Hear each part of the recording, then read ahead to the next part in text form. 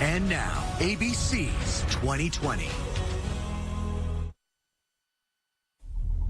Tonight on 2020. So why do people in this community continue to believe that you killed your wife? A game changer just last week in the story you may think you know.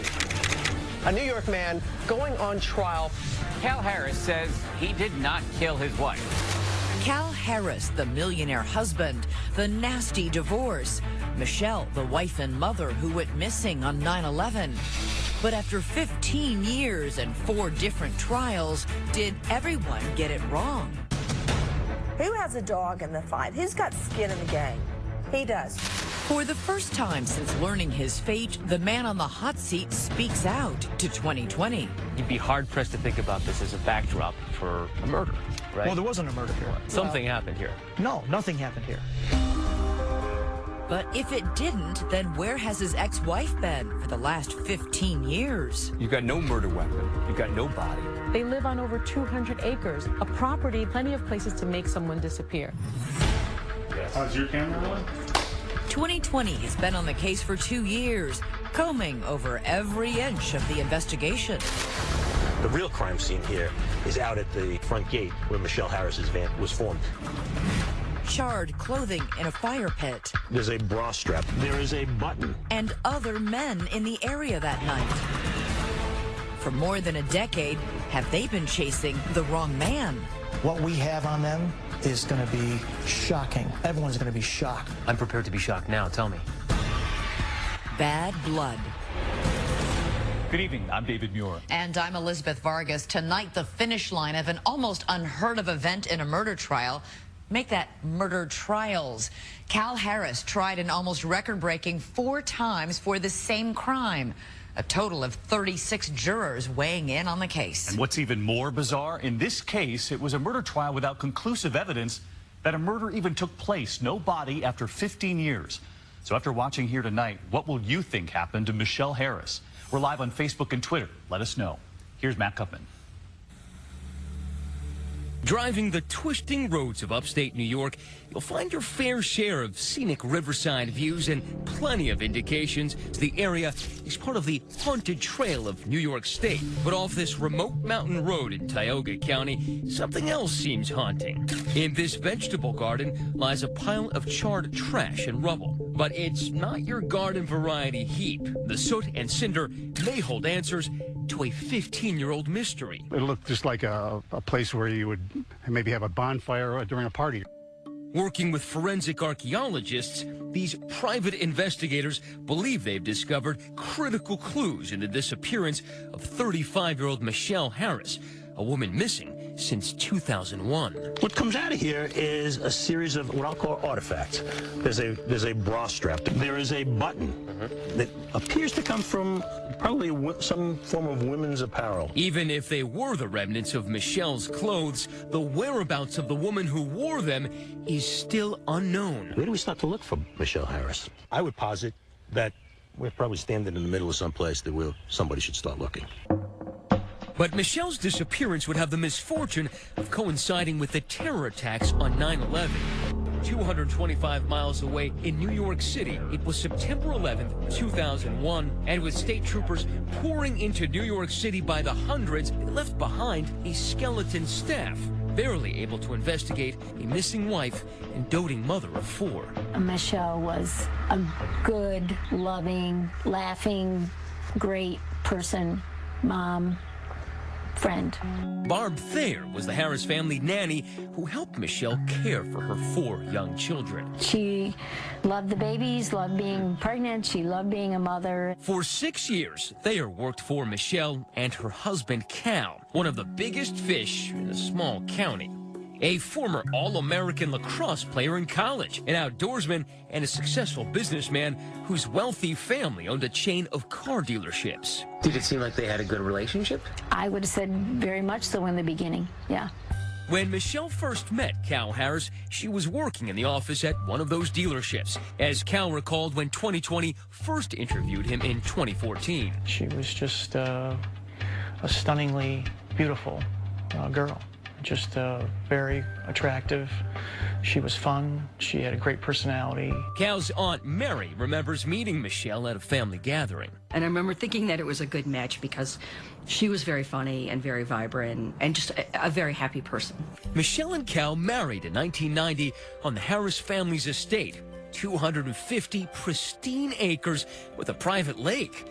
29-year-old Cal was a divorcee, but the marriage was Michelle's first. It was a storybook wedding for sure at Empire Lake. She had this precious sort of country wedding gown, and the bridesmaids were dressed accordingly. The couple lived in this house high on the hill, and after 4 years of marriage, their first tow-headed child, Taylor, was born, followed quickly by his sisters, Kayla and Jenna, and finally, baby brother, Tanner. 4 children in 5 years. Friends say Michelle was a busy, now stay-at-home mom. She was amazing with the kids. I'd go in the morning and things would be in disarray, and she'd sit at the counter and paint the girls' fingernails and toenails while the sink was full of dishes. Things like that. But those things didn't bother her. Michelle's husband, Cal, says that while they wanted a large family, their relationship became strained under the weight of constant child care. We certainly complicated things by having more kids, no question about it. Things went from strained to toxic just about the time their last child, Tanner, was born. Cal Harris admits he had an affair, and friends say Michelle was devastated when she found out. Something happened in that last year or so. Something snapped. Maybe because she learned you were cheating on her. There had been tension and rift between us before that. Cal says Michelle had an affair too. And in January of 2001, after 10 years of marriage, Michelle Harris filed for divorce. Michelle's family said that she came to them and said that Cal told her he could make her disappear. Although they declined our request for an interview, listen to what Michelle's sister-in-law Shannon and brother Greg Taylor told CBS News. I got the perfect place to put your body. They'll never find you. That's not something you say unless in the back of your mind you think that, you know, I might just do this. That was something that supposedly Michelle said to them about something that I supposedly said to her. But that was not true. So there was no rage. There was no anger. Things were going well here at the house. We were getting along. Cal may have thought there was nothing to fear, but Michelle wasn't taking any chances. She removed Cal's guns from their house, giving them to her brother Greg. Why was it during that period of time that Michelle removed the guns from this house and gave them to her brother? She removed the guns when she told me that she was filing for divorce, because I was upset at that time, and we did have an argument at that time. Why did she do that then? She's trying to build a case. She wants a divorce. Michelle and Cal continue to live together in their house on the hill because Michelle's lawyer told her that if she left, she could risk losing custody of kids. She told me that if she left at that point, that it would be considered abandonment and she would forfeit the kids. And divorce meant Cal could lose something else, possibly half of the fortune he'd built up during their marriage. We're in a divorce. You know, there's a lot of money involved. I get all that, but you have to see and look into the details of what was going on in her personal life. Cal Harris says they were under one roof, but living separate lives. And she was sleeping downstairs on the couch, and I was sleeping upstairs. You know, I was trying to keep it together for the kids. But I think at that point, she'd already moved on. After filing for divorce, the millionaire's wife took a waitressing job at a dive bar. And she started dating, apparently relieved to be moving on. We went for a horse ride, and she said, I can't believe I'm so happy I'm finally getting my life back. So those were her exact words. But was her husband Cal so happy about it? He'd made Michelle what he considered a generous offer. $800,000 doled out over 10 years. That's $80,000 a year. But given the car dealerships and the vast house, Michelle's attorney, Robert Miller, thought Cal was worth millions. His son, Todd Miller. My father was not going to accept that offer. He felt that wasn't near what the businesses were worth. On the morning of September 12th, Michelle had scheduled a meeting with her divorce lawyer. She never made it. We all waited, and she never showed up, which had never happened before. So he knew the history between her and Cal and instantly assumed something happened to her. And that morning, it did. When we come back, suspicious things around the house. Mom's abandoned minivan and why is there blood in the kitchen? People have blood in their homes. You know that. Everybody knows that. Stay with us. If the town of Owego had a golden couple, it was Cal and Michelle. Owego, a tiny town on the twisting Susquehanna River, is a Native American word meaning at the fork. Cal and Michelle Harris had reached that fork, and after 10 years of marriage, were getting a divorce. They were living under the same roof, but not sharing the same bed.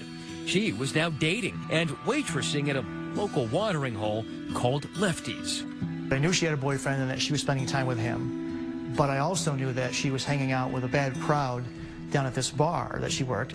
On September 11th, 2001, the day of the terror attacks, the family's nanny, Barb Thayer, noticed a distracted Michelle getting ready for work.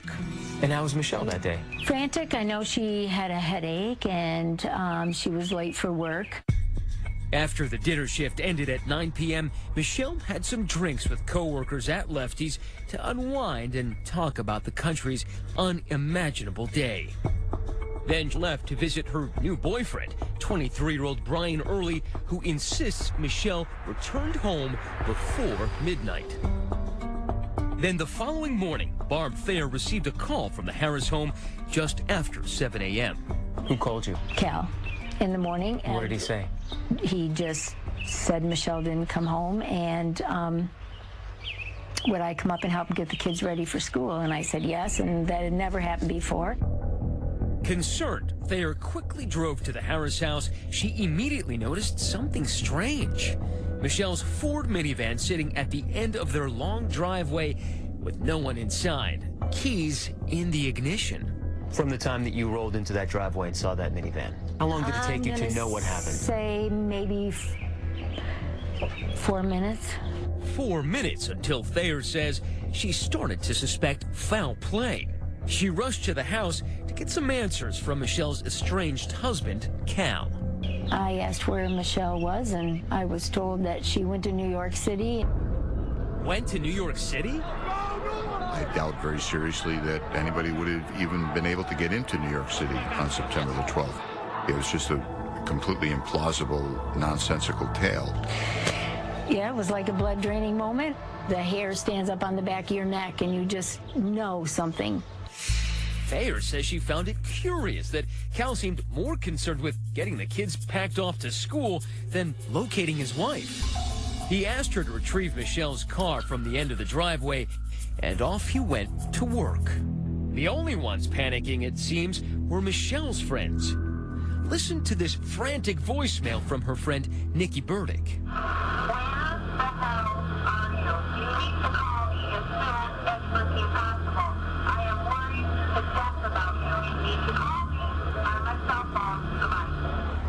Failing to reach Michelle, Burdick called Michelle's divorce attorney, Robert Miller. His son, Todd, was there. And that's when my dad called the police. Her divorce lawyer is the one that ultimately contacts the police. Now, that's a fine. How do you do? Common sense dictates that you do. Call the authorities. Good grief, my wife's not home. But was it foul play, or had Michelle run off? Within hours, a manhunt ensued, police prowling the Harris estate, the dense forests, and that glimmering lake. There was no sign of Michelle on the grounds,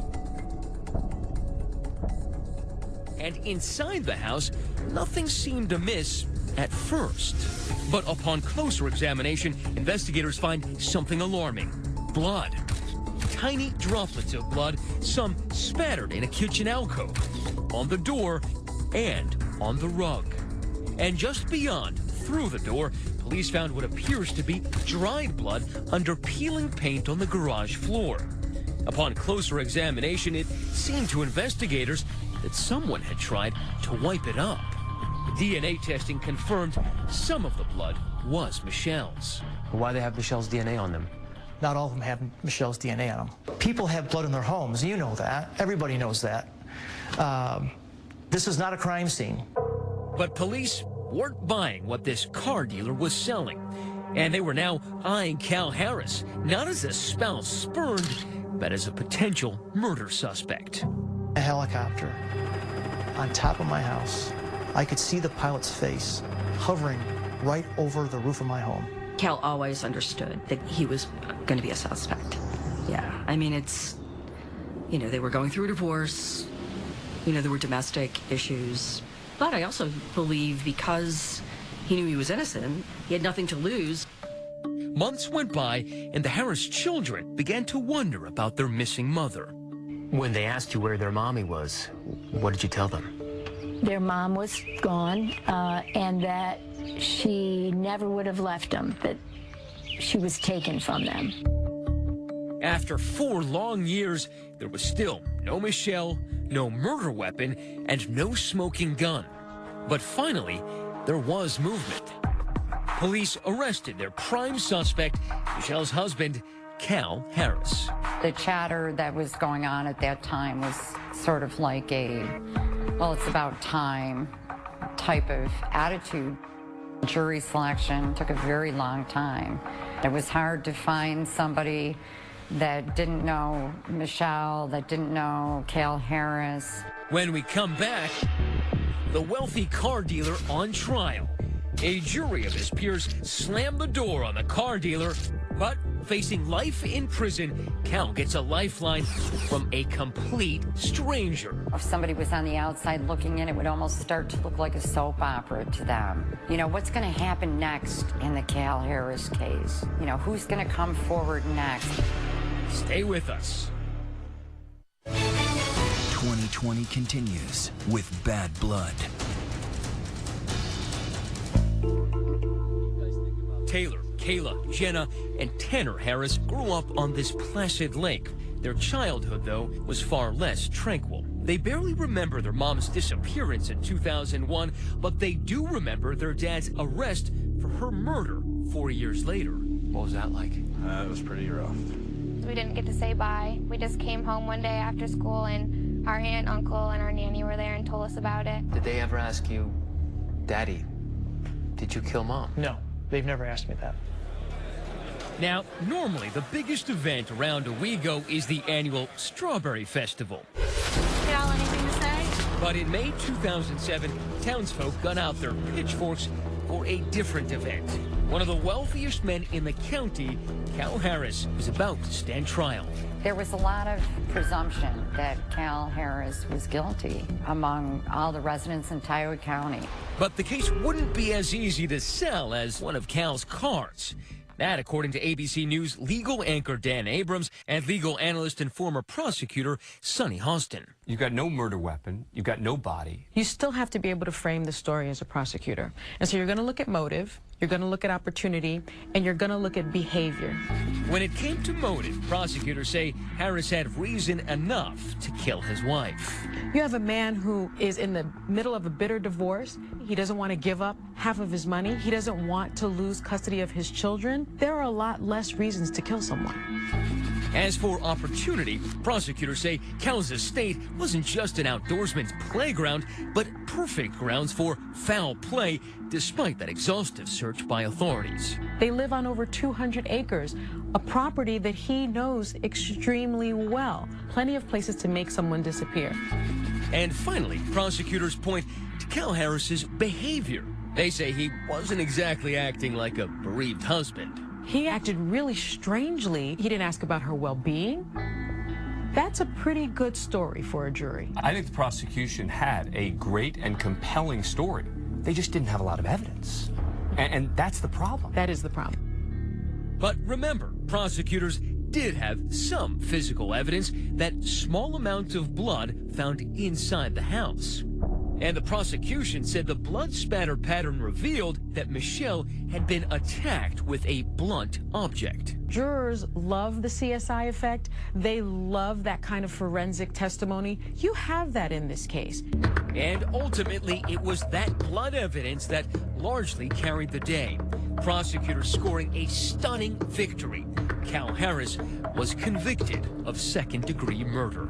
Calvin Harris was convicted of killing his estranged wife, Michelle. A jury determined there was enough evidence to convict Harris of second-degree murder. I was in shock. I just went numb. All I could think about was that I'm not going to be going home. I'm not going to see my kids.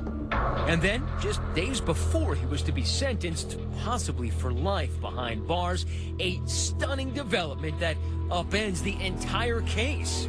From out of nowhere, this man emerges, a farmer named Kevin Tubbs, who plants the seeds of doubt. Claiming that at dawn on the day Michelle disappeared, he spotted not one, but 2 vehicles at the front of Harris's long driveway. Here he is telling CBS News what he saw. There's a man at the back of the pickup. There's a woman at the side of the pickup. She was a blonde-haired woman. It appeared that she was crying, and it appeared that he was a little upset. But how could Michelle have been alive that morning when prosecutors argue that Cal had killed his wife inside the house earlier during the night? If you believe Kevin Tubbs, you simply can't convict Cal Harris because the prosecution's timeline has been completely shattered. And sure enough, the judge found Tubbs' account to be credible. And to the dismay of Michelle's family and friends, he threw out Harris's conviction. The judge just looked down at me and said, "Unhandcuff him." And I just started bawling. I just started crying. The new evidence could possibly cause a different outcome. Calvin Harris is free on bail. But the prosecutors are relentless. In June of 2009, they put him on trial for a second time. Now, jurors hear Tubbs' account, and Harris himself takes the stand. And once more, the jury is not buying it. He's convicted again of Michelle's murder. He's headed to the slammer for 25 years to life. What was going through your mind? Just missing the kids growing up. Just missing all those special moments, those special events.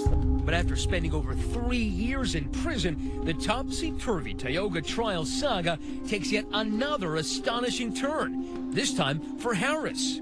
An appeals court rules that the judge improperly allowed hearsay testimony in as evidence. Believe it or not, Cal Harris's murder conviction was overturned again. A New York appeals court orders a new trial for Cal Harris. But as you'll see, there would be a big difference with the third trial. Coming up, the never-before-heard audio recordings of the other men Michelle might have been with right before she disappeared. What do they know? Were you framed? And how would the discovery of that fire pit by the side of the road impact the case? Watch what happens next.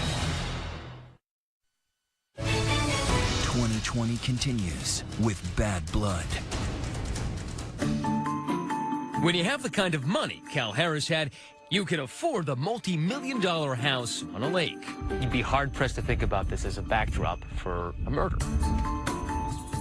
Right? Well, there wasn't a murder here. And if you're accused of murdering your wife, enough money to pay for the best defense, not once, but 4 times. Ultimately, what Cal was looking for, I think, is somebody that was going to be fairly aggressive, both at obviously defending him, but more to the point to finding out who actually killed his wife.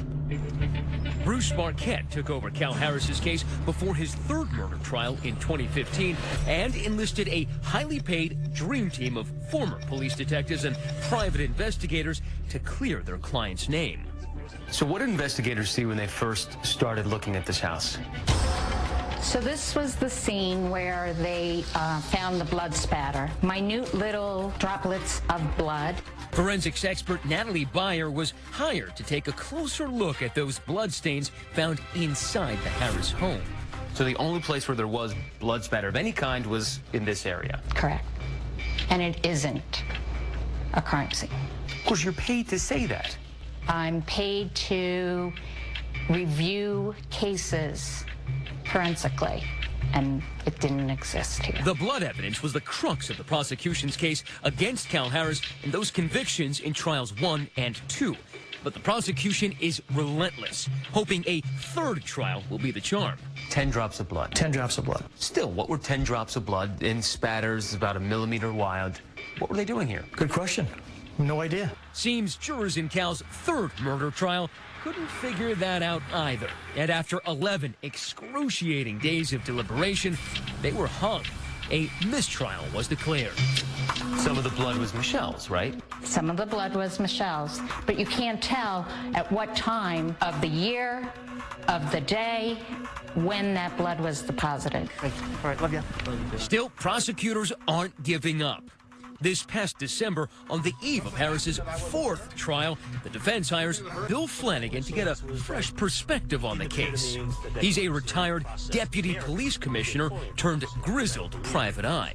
The real crime scene here is out at the front gate where Michelle Harris's van was formed. Flanagan says that's the spot that local farmer Kevin Tubbs claimed to have seen a blonde woman fitting Michelle's description and another man the morning she went missing. Defense team investigator Dave Beers. After Kevin Tubbs came forward, I went back to the drawing board to try to find out if any of the suspects in the case drove a dark pickup truck. So, who was this mysterious man? To try to find out, the investigators start taking a closer look at some of the men Michelle might have known and any who might drive a dark pickup. They zero in on this man, Stacy Stewart, who frequented Lefty's bar where Michelle was slinging drinks. And when I started looking into Stacy, just one thing led to another. He's the guy. He fit the physical description of Kevin Tubbs described, and he owned a 2000 black Chevy pickup. So the red flags went up right away. As you might imagine, Cal Harris's attorneys were eager to talk to Stacy Stewart. What you're about to hear is a never-before-heard audio recording of an interview between Stewart and Cal Harris's defense team. There's people that said you were obsessed with her, that you were giving $100 tips, that, you know, that kind of stuff. What they want to know is just how well he knew her. There's a couple of people that have told investigators and police over the course of time you were involved with her sexually. I've never been alone with that girl. Stewart vehemently denies ever dating Michelle or even seeing her that night. But the defense feels they have a new lead after talking to him. Stewart tells them around the time Michelle Harris went missing, this man, Chris Thomason, an old drinking buddy, came to his home with a female friend. They were covered in blood. They showed up with bloody clothes one night? You know, it looked like they might have skinned a deer, so that's... What'd they do with the clothing? They burned them. Which brings us all the way back to that fire pit. This is where Stacy Stewart claims that it was Chris Thomason who burned those bloody clothes. Remember that bra strap? The defense believes it could have been Michelle Harris's. What are these? There's a bra strap. There is a button that appears to come from probably some form of women's apparel. This is more archaeology than criminology. It is absolutely... You can see where this is going. These private eyes peering back into the past and seeing Stacy Stewart or Chris Thomason somehow linked to Michelle Harris's disappearance or maybe even her murder. I don't know who's responsible for Michelle Harris's demise. What I believe at this juncture is that there are at least two people associated with this property in this pit that have more information than they've given to anyone at this juncture. Tonight, Chris Thomason sits in a Texas jail incarcerated for an unrelated crime.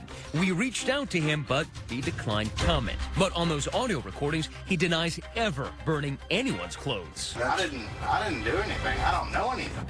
As for Stacy Stewart, he was also called to testify in Cal Harris's 4th trial, but ended up a no-show. So we tried to find him. Real estate records obtained by 2020 show an address for the elusive Stacy Stewart 1,700 miles away in New Braunfels, Texas. But that address leads us to this empty lot. No sign of Stewart here. I think Texas is centric to potentially finding Michelle. So we turned to investigator Bill Flanagan for help. He helped us track down this woman, Julie Brinkman, Stacy Stewart's ex-girlfriend. Julie told us about a strange conversation she'd had with Stewart in January 2015 after a night of drinking. He initially said that he didn't know the victim in the case. But Julie says Stacy Stewart's story gradually changed as the night wore on. He brought it up again later in the evening, and he said because I was the last person to be seen with her alive. Julie said it all seemed rather insignificant until Stewart told her he knew how to hide a body. But is the defense grasping at straws? Watch what happens next. It's a May morning in Schoharie, New York, another tiny town with another Native American name. But it's more than just a change of scenery for Cal Harris. It's a change of venue. The defense fought to move the case here after their polling determined the name Cal Harris was toxic in Tioga County. 97% of them, just by name, when you mentioned Cal Harris, knew that that was a case about a guy who was on trial, who had been convicted twice before of murdering his wife. Something else is different here at Harris's fourth trial. Defense attorney Bruce Barquette is rolling the dice, opting for a bench trial instead of a jury trial as he tries to convince a judge Harris is not guilty of second-degree murder. It's a very different thing trying to convince a single person, a judge, rather than a jury. And you are theatrical, and you are in your delivery. Theatrical. I think I'm just expressive. Maybe a little too expressive for Judge Richard Mott, a guy who likes to wear a bow tie and drive a Jaguar, but doesn't care for flashy in his courtroom. The first day of the trial, I was, I swear, 30 seconds late. And he said, "You're late, this will never happen again," really scolded me. What you're about to watch is the only portion of Cal Harris's 4 trials ever broadcast. Closing arguments. Look at Cal. People judge him, people look at him. The defense decides to confront a nagging issue that has dogged Cal Harris throughout his ordeal. I wanted to Botox his forehead because every picture that they would snap of him was like this. He would furrow his eyebrows. So he doesn't play to the press. He doesn't go out of his way to act innocent. He is innocent. And if you don't believe it, too bad. That's his attitude. But the defense had been dealt a huge blow. All that was uncovered at that burn pit, Judge Mott tossed it out, ruling that it was inadmissible because there was no DNA link to Michelle Harris. And those audio recordings from alternative suspects, they were thrown out too. So Barquette then turns his attention to the evidence, or lack thereof. Barquette claims the small amount of blood found inside the Harris home is not evidence of a crime. Even if it was all Michelle's blood, and it clearly is not.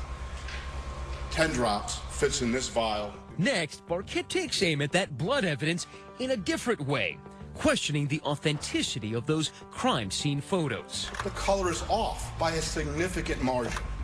The exposure is wrong. You can't rely on that kind of evidence to convict a man of murder. Barquette says he knows why the photos are so red. It was one of the more deceptive things I've seen prosecutors engage in. They literally manufactured evidence here. Barquette says this video, outtakes subpoenaed by the defense from CBS, is proof the photos were tampered with.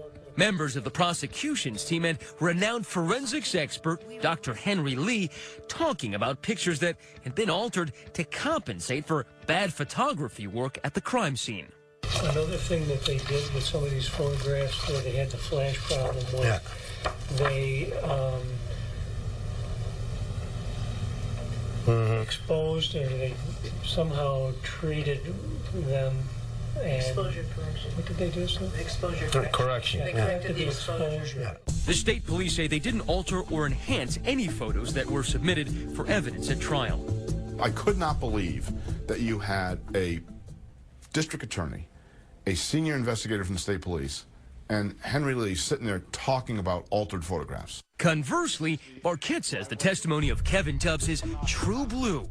Remember, he's the witness who testified he saw a man and a woman at the base of Harris's driveway on September 12th. Kevin Tubbs had no reason to fabricate, no reason to make anything up, no reason to come forward. He's not an intention seeker. Now it's Kirk Martin's chance to sway the judge his way. The Tioga County DA presented his argument in vivid detail.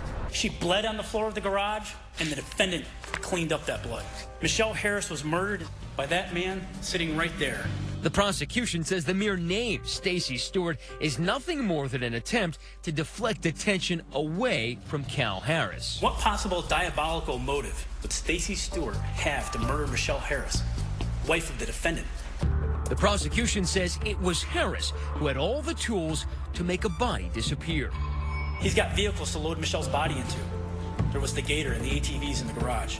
He's got garbage bags to put her in, and the stuff from the kitchen island. We acknowledge he found a good spot. A spot that he knew would make her disappear. And Martin reminds the court Cal Harris had the means and the motive and the opportunity. Michelle died in an act of domestic violence at the hands of her familiar adversary, her husband, the defendant, Calvin Harris. With that, Judge Mott begins his deliberations. Everyone here at the courthouse is now playing the waiting game, like you said, waiting on Judge Richard Mott, who has... And just last week, the judge reached his decision. He has the somber expression on his face, and at that point I thought, oh no. He came out, he was stern, he looked at nobody. And he says, in the People versus Cal Harris, indictment number 2009, I find the defendant not guilty. Bail in the amount of $500,000 is exonerated. Then he gets up and walks out. It was stunning. Not guilty. That's the verdict Calvin Harris heard today at his 4th murder trial. In a reversal of fortune, Cal Harris, a man who could easily have left his building in handcuffs, instead walks out a free man. I thought I was done, and I was numb. And then when he came back with the not guilty, I was shocked. I was truly shocked. Coming up, Cal Harris talking tough. What we have on them is going to be shocking. Next. After more than a decade, Cal Harris has finally shaken his legal albatross. 3 times I've been ripped away from my kids. And that's been hard. Minutes after his acquittal last week, he lets 2020 tag along as he gives new meaning to the term free ride, putting the courthouse and the case in his rearview mirror. Total relief, just all this pressure, all this weight that's been on my shoulders, for so long. Finally some calm in my life. But just beneath the calm, bitterness. Harris isn't satisfied with exoneration. He wants retribution against those who prosecuted him. They were enjoying every moment of going after me. It was sport for them. It was entertainment for them. Harris and his legal team say they'll file a civil suit in the coming months alleging misconduct by the former Tioga County District Attorney and New York State Police. What we have on them is going to be shocking when it comes time for the trial. Doesn't part of you, though, just want to let this go? I mean, you said they robbed you 15 years of your life. No, Don't why? you just want to put that behind you? Why? So you can live the rest of your life. And let them do this to somebody else? In a statement, the New York State Police say, we continue to pursue all leads right through the last trial. We continue to stand by the work our investigators did on this case. The 4 Harris children are now estranged from their mother's family, who declined an interview. Those kids have stood by their father throughout the entire ordeal. Do you think about sacrifice? Do you think about the stuff that you've lost because your dad has been involved with this seemingly endless battle with the law? Yeah, definitely. He was gone for like 4 years at one point, and that's a lot of time to miss when you're growing up as a kid. They have also grown up mostly without their mother, Michelle, whose memory they hope will not be forgotten. You think about her often? Yeah, I do. I try to be the person that she would want me to be. Out of all of these, is there one that you like best? Huh. Okay, why? She just seems so happy. Cal Harris is happy to be home, but he is not basking in the glow of that legal victory, well aware of all that has been lost. There's going to be no celebrating at my house. There's no winners here. Everybody loses. Michelle loses. Her family loses. My kids lose. The taxpayers of Tioga County lose. There's no winners here. So, based on what you just saw, how would you have voted on one of those juries? Let us know on Facebook and Twitter. And now, a look at a special 2020 next Tuesday night. Robin Roberts' exclusive interview with singer Bobby Brown, speaking out on camera about the death of his daughter, Bobby Christina. Tuesday night on ABC, Bobby Brown with Whitney and Bobby Christina, both tragically gone for the first time. Are you ready to talk about Whitney? He opens up with what you haven't yet heard. Emotional, deeply private. The same thing that happened to my daughter is what happened to Whitney. Revealing. Well, that was the first time I saw her do drugs. Cocaine. Yes, ma'am. The marriage. I came into the marriage with money, left the marriage with nothing. The unimaginable pain. Hardest thing I had to do in my life was tell my daughter to let go. My baby's gone. And now, the first steps on the road back. I thank God I'm still here. Bobby Brown, Every Little Step. The Robin Roberts Special 2020. Everyone will be talking about. Tuesday at 10/9 Central on ABC. A very candid Bobby Brown, and we'll be watching Tuesday night. And tomorrow on 2020 Saturday, I take a look at O.J. fever. Why O.J. Simpson is back in the news. I'm Elizabeth Vargas. And I'm David Muir. We'll see you tomorrow night. In the meantime, from all of us here at 2020 and ABC News, have a great Friday night. Good night.